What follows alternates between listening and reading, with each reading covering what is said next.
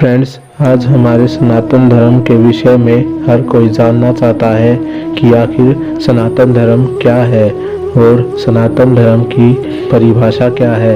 आप सभी को पता है कि हमारे सनातन धर्म में इतनी सारी कहानियाँ, इतने सारे लेख और इतने सारे रहस्य हैं जिनको आज के साइंटिस्ट कभी नहीं सुलझा पाए हैं।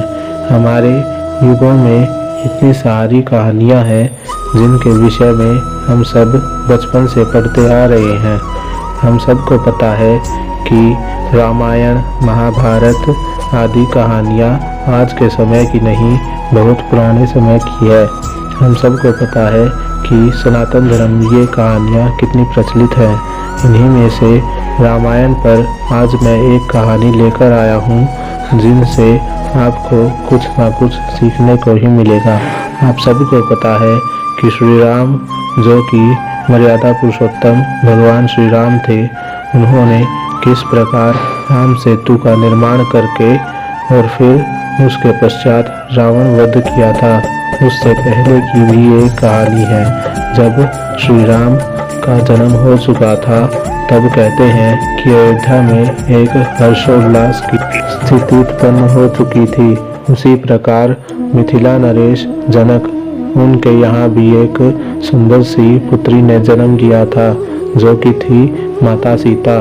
कहते हैं कि माता सीता, जो कि माता भूमि की पुत्री थी, उन्होंने भी अपने बाल्यकाल में एक घोर पाप किया था जिस कारण उन्हें उस पाप का दंड भोगना पड़ा था। आज मैं आपको उसी विषय में बताने वाला हूँ।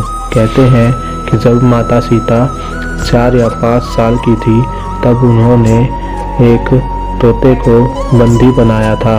जी हाँ, एक तोते के जोड़े को बंदी बनाया था जिस कारण उन्हें यह पाप भोगना पड़ा था। चलिए आज मैं आपको इस पाप के बारे में बताता हूँ। कहते हैं कि माता सीता की आयु उस समय 5 या 6 वर्ष की थी। वह अपने राजमहल के बगीचे में खेल रही थी। तभी उनकी नज़र एक वृक्ष पर पड़ी जिस पर एक तोते का जोड़ा बैठा हुआ बातें कर रहा था।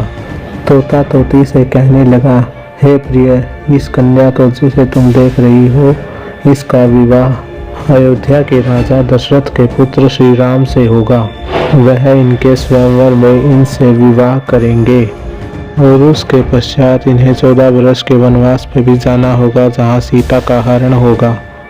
तब श्री राम रावण का वध करेंगे और इस धरा पर आने के अपने लक्ष्य को पूरा करेंगे।